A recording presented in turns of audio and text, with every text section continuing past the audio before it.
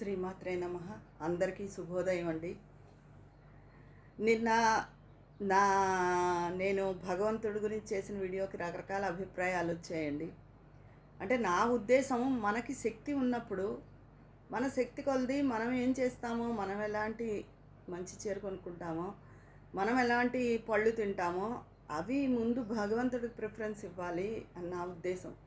మనకి శక్తి లేదనుకోండి, దేవుడు ఏమీ కోరుకోడు మన నుంచి, ఆ అమ్మవారు ఏమీ కోరుకోదు. నిండు మనసుతో తల్లి కష్టం తీర్చు అంటే ఆ తల్లి కరుణిస్తుంది. కాకపోతే మనకి మొదటి నుంచి ముడుపులు మొక్కులు మనకి పెద్దవాళ్ళ నుంచి అలవాటయ్యి మనం అలా ముడుపు కట్టుకోవడం, కానీ ఏదైనా బాగుండిపోతే లేదు, ఏదైనా పని జరిగితే చీర పెడతామని అలా దండం పెట్టుకుంటాం. ఒకళ్ళు అన్నారు, అలా ఏ కోరిక కోరుకోకుండా అమ్మవారికి పెట్టాలి అని అన్నారు. అది నిజమే. కానీ మనం గుండెల మీద చెయ్యేసి ప్రశ్నించుకుంటే అది ఆత్మవంచనే అవుతుంది కదండి. ఎవ్వరు ఏ కోరిక కోరుకోకుండా దేవుడి దగ్గరికి గుళ్ళోకి అసలు వెళ్తారా? వెళ్ళే వాళ్ళు ఉండొచ్చు, అరుదుగా ఉంటారు. 99% ఏదో ఒక కోరికతోనే వెళ్తారు. అది కూడా తప్పు కాదు. ఇప్పుడు పిల్లలు ఏదైనా అవసరమైతే తల్లిదండ్రులనే కదా అడుగుతారు, అమ్మ అది కావాలి, నాన్న ఇది కావాలి అని చెప్పి. అలాగే ఈ జగత్తుకి మాతాపితరులు పార్వతీ పరమేశ్వరులు. మనం ఎవరిని అడగాలి? మనకు ఏదైనా బాధ కలిగినా కష్టం కలిగినా ఎవరితో చెప్తాం? వాళ్ళతోనే కదా చెప్తాం. ఈ కష్టం తీర్చు అని చెప్తాము. అది అంతకన్నా ఏమీ లేదు. ఈ పళ్ళు చీరలు అవన్నీ ఏమీ పెట్టకుండా కూడా నమస్కారం నిర్మలమైన మనసుతో చేస్తే ఆ తండ్రి కరుణిస్తాడండి. కాకపోతే మనం గుడికి ఉత్తి చేతులతో వెళ్ళం కాబట్టి పళ్ళు అవి తీసుకెళ్తాం. అది తీసుకెళ్ళి ఇవి ఏవో దేవుడి పళ్ళు అని చిన్న చిన్నవి కాకుండా మంచి పళ్ళు అవి నివేదన చేస్తే మంచిదని నా ఉద్దేశం. ఇది విషయం అండి. సరే, ఈ మధ్య అన్నీ ఆడవాళ్ళు ఎలా జాగ్రత్తగా ఉండాలి, నిన్న దేవుడి గురించి ఇవన్నీ అయిపోయాయి కదా వరుసగా. ఈరోజు అయితే ఒక విషయం చెప్తున్నాను, మన ఆడవాళ్ళకే. మనకి ఎప్పుడైనా ఖాళీగా ఉన్నప్పుడు, అప్పుడు ఖాళీగా అంటే ఖాళీ ఏదో పని ఉంటుంది అలా అని కాదు, ఒక్కొక్క రోజు కొంచెం ఎక్కువ ఖాళీగా ఉన్నట్టు అనిపిస్తుంది, ఒంట్లో ఓపికగా అనిపిస్తుంది. అలాంటప్పుడు మేము ఏ కారాలు చేసి నేను ఉంచుకుంటానో మీకు చెప్తాను. అలా మీకు తగ్గట్టు మీరు మీ ఇళ్లలో మీకు ఏ కారాలు అలవాటో అవి చేసుకుని మీరు స్టోర్ చేసుకోండి. చాలామంది చేసుకునే ఉంచుకుంటారు, చేసుకోరని కాదు, కానీ చెప్తున్నాను. అప్పుడు మనకు ఒంట్లో బాగుండనప్పుడు ఈ స్వామివారి లడ్డూ ప్రసాదంలోనే ఇంత కల్తీ జరిగింది కదా. ఆ మామూలు మానవులం మనం తినే ఆహారం ఏ కల్తీ లేకుండా మనకి అందుతుందని ఏంటి, ఇంకా హోటళ్ళలో వాళ్ళు ఎలాంటివి వాడుతారో ఊహించుకోండి దాన్ని బట్టి. అందుకని ఆ ఆరోగ్యానికి మంచిది కాబట్టి ఈ కారాలు అవి ఇంట్లో రెడీగా ఉంచుకుంటే మనం వంట వండుకోవడం సులువు. రైస్ కుక్కర్లో కానీ తొందరగా వంట అయిపోతుంది కదా. అయితే అన్నం గొడవ లేదు, ఇంకా కూర చారో పులుసో వాటి గురించి. కూరలకి ఏ ఏ కారాలు మేము వాడతామో నేను చెప్తాను ఈరోజు. ఫస్ట్ నేను వంకాయ ఉల్లికారం కూర, దొండకాయ ఉల్లికారం, బీరకాయ ఉల్లికారం అలా అని చూపిస్తాను. వాటి కారాలు ఏంటంటే, ఒక 1/2 కేజీ కూరకి ఒక 5 స్పూన్లు శనగపప్పు అండి, ఒక 5 స్పూన్లు మినప్పప్పు.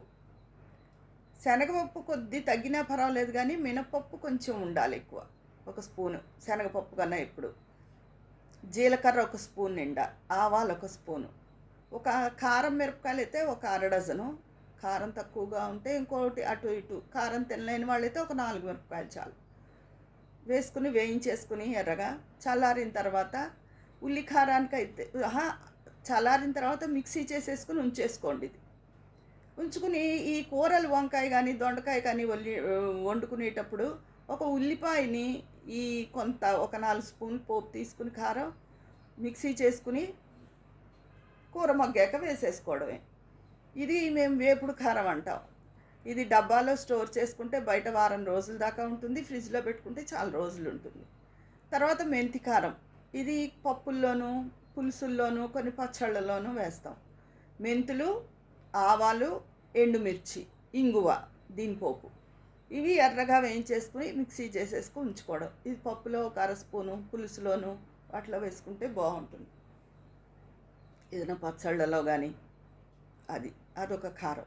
ధనియం కారం, ఇది శనగపప్పు, కొంచెం మినపప్పు, ధనియాలు, ఆవాలు, ఇంకా జీలకర్ర కానీ ఎటువంటివి కానీ వేయకూడదు. ధనియం టేస్ట్ పోతుంది.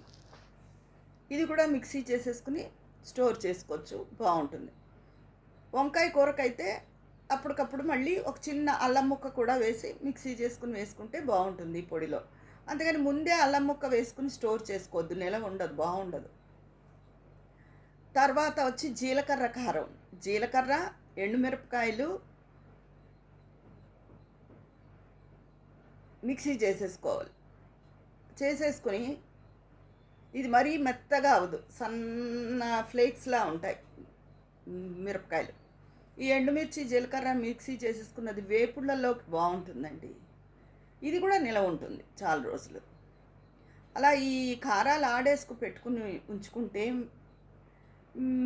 మనకి ఒంట్లో బాగున్నప్పుడు గవ్వ 4 వంకాయ ముక్కలు తరిగి వేసేసుకుని, వంకాయలు ఎందుకు అంటున్నానంటే బాగున్నప్పుడు చెక్కు తీసివి అవి కొంచెం కష్టం, వంకాయ తొందరగా నిమిషాల మీద మగ్గిపోతుంది.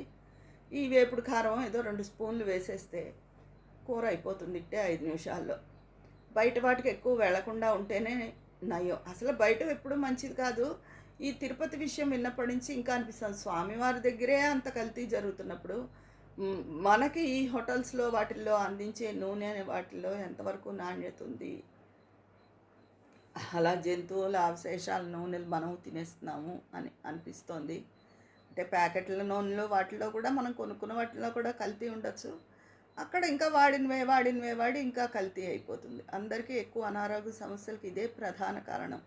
ఇదివరకు ఇన్ని ఫుడ్ స్టాల్స్ ఉండేవి కాదు, హోటల్స్ ఉండేవి కాదు. ఇంత బయట తిండికి ఎవరు ఎగబడేవారు కాదు. ఇప్పుడు పొద్దున హోటల్స్ బిజీ, సాయంత్రం బజ్జీ బండ్లు, స్నాక్స్, పానీపూరి అవి బిజీ, అన్నీ బిజీయే. అందుకని అందరూ పిల్ల పెద్ద అని తేడా లేకుండా అందరూ తినేస్తున్నారు. ఏ కాలేజీ పిల్లలు అలా కాకుండా వయసు మళ్ళిన వాళ్ళు, వయసులో ఉన్నవాళ్ళు, ఇంకా చిన్న పిల్లలకి అందరికీ అవే. అందుకని మన ఆరోగ్యాన్ని ఎవ్వరో వచ్చి కాపాడరండి. మన ఆరోగ్యం మనమే కాపాడుకోవాలి. మన కుటుంబ సభ్యుల ఆరోగ్యం కూడా మన చేతుల్లోనే ఉంటుంది. ఎలాగో అలా ఓపిక తెచ్చుకుని జాగ్రత్తగా మనమే వండి పెట్టాలి. ఆరోగ్యమే కదా ప్రధానమైంది. ఆరోగ్యమే పాడైపోయినప్పుడు ఎన్ని ఆస్తులుండి ఎంత డబ్బున్నా ఎవ్వరూ ఏమీ చేయలేరు కదా. అందుకని ఆరోగ్యాన్ని బాగా చూసుకోవాలి. ఈ మసాలా కారాలు అవి తినేవాళ్ళు అవి వెల్లుల్లి అవి వేసి చేస్తారు కదా, గసగసాలు ధనియాలు అవి వేసి ఆడుకునేవాళ్ళు, వాళ్ళు అవి ఆడుకుని స్టోర్ చేసుకోవచ్చు. అంతేగాని అప్పటికప్పుడు అనుకుంటూ వేయించుకుంటూ చేసుకుంటే పని లేట్ అయిపోతుంది, మనకి వంట కష్టంగా అనిపిస్తుంది. బాగుండనప్పుడు, ఒళ్ళు భారంగా ఉన్నప్పుడు. ఇప్పుడు ఈ రోజుల్లో తరచూ ఎవరో ఒకరు ఏదో కంప్లైంట్ చెప్తూనే ఉన్నారు. ఒకరోజు జ్వరంగా ఉందని. నాకే అలా ఉంటుంది. ఓ రోజు బాగుంటే ఓ రోజు 2 రోజులు బాగుండలేదు. కానీ రెగ్యులర్గా వీడియోస్ అవి మాత్రం నేను ఇది చెప్పానుగా, నాకు ఇది ఒక ప్యాషన్గా ఇది నేను అప్లోడ్ చేసుకుని పెట్టుకుంటున్నాను, ఓపుకున్నా లేకపోయినా. ఇంకా మరీ లేవలేనప్పుడు తప్ప. ఒంట్లో అయితే వీక్నెస్ అలా పట్టేసింది, వీక్గానే ఉంటుంది. కానీ నాకు చెప్పగా మా నాన్నగారివి అవి కొన్ని పూచీలు ఉంటాయి, అందుకని లేచి తిరగక తప్పదు. పెద్దవాళ్ళకి పెద్ద బయటవి అవి ఇష్టపడి తినలేరు కదా, మనకే తినాలంటే భయం వేస్తుంది. ఆ మసాలాలు అవి మాకు ఎక్కువ సాయించవు. మగవాళ్ళు పిల్లలు వాళ్ళు తింటూ ఉంటారనుకోండి. అందుకని ఆయన కోసమనే కాదు, మా కోసం కూడా చేసుకుందుకు లేవడం జరుగుతోంది. మంచిది కాదు కదా అవి. అందరి కుటుంబంలో అందరి ఆరోగ్యం మన మీదే ఆధారపడి ఉంటుంది కదా అని చెప్పి. అందుకని ఆడవాళ్ళందరం మనం ఓపిక తెచ్చుకుని ఉన్నంతలో అందరం చేసి పెడతాం, చెయ్యమని కాదు.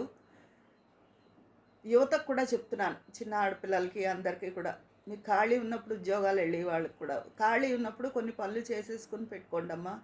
అప్పుడు మీకు వంట తేలిక అవుతుంది, వంట భారం అవుతుంది, మీకు కూడా మంచిది కాదు కదా. పెద్దవాళ్ళకే అని కాదు, పిల్లలకి మంచిది కాదు. తొందరగా మేము ఇంకా ఈ పాటిగా అయినా లాక్కొచ్చాం, మీరు ఇంకా. ఎందుకంటే మా చిన్నప్పుడు ఇంత పిజ్జాలు బర్గర్స్ ఇలాంటివన్నీ జంక్ ఫుడ్ ఇంత లేదు. హోటల్లో టిఫిన్స్, ఇంట్లో వంట అవి అలా అంతే తప్ప ఇడ్లీ దోశ వాటికి హోటల్లో అంత తేడా చేయదు. మరి నూనెలో వేగిపోయి బజ్జీలు అలాంటివి అయితే తప్ప. అందుకని ఎప్పుడైనా మీరు హోటల్స్లో తిన్నా దోశ చక్కగా, ఇడ్లీ ఏదైనా దోశల్లో బోల్డ్ రకాలు వస్తున్నాయి కదా ఇప్పుడు, అలా తీసుకోండి తప్ప ఎక్కువ ఆయిలీ ఫుడ్ జోలికి వెళ్ళకండి. పిల్లల ఆరోగ్యం కూడా బాగుండాలి కదా. మా పెద్దవాళ్ళు 40 దాటిన వాళ్ళకని కాదు, చిన్నపిల్లలు 20 ఏళ్ళు 25 ఏళ్ళ వాళ్ళు, పెళ్ళిళ్ళైన వాళ్ళు, మీ భర్త, చంటి పిల్లలు ఆరోగ్యం అన్నీ మీ చేతుల్లోనే ఉంటాయి. అందుకని జాగ్రత్తగా ఉండండి. బద్ధకానికి తావివ్వకండి. ఎలాగోలా మిగతా పనులు పక్కన పెట్టేసుకుని ఇల్లుని ఇంకా సర్దేసుకోవడం, లేకపోతే ఎక్కడికో వెళ్ళడం, ఇవన్నీ కొంచెం వెనక్కి పెట్టుకుని రోజు వండుకునే మన ఆహారంతోనే కదా మనం బతుకుతాం. ఆహారానికి ఎక్కువ ప్రయారిటీ ఇవ్వండి. ఇది ఈరోజు నేను చెప్పేది. మరి ఉంటాను. మీ అభిప్రాయాలేంటో నాకు కామెంట్ రూపంలో తెలియజేయండి. మీ ఫ్రెండ్ మరియు మీ విజయ పన్నాల.